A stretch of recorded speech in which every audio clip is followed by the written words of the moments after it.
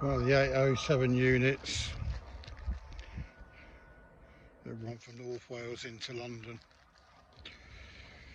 marked improvement on the old voyages, which are now planned the cross-country route.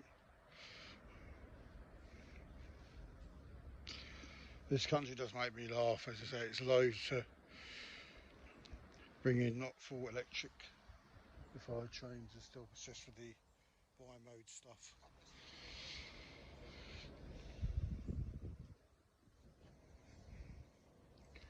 And the electrification is cleaner and slicker.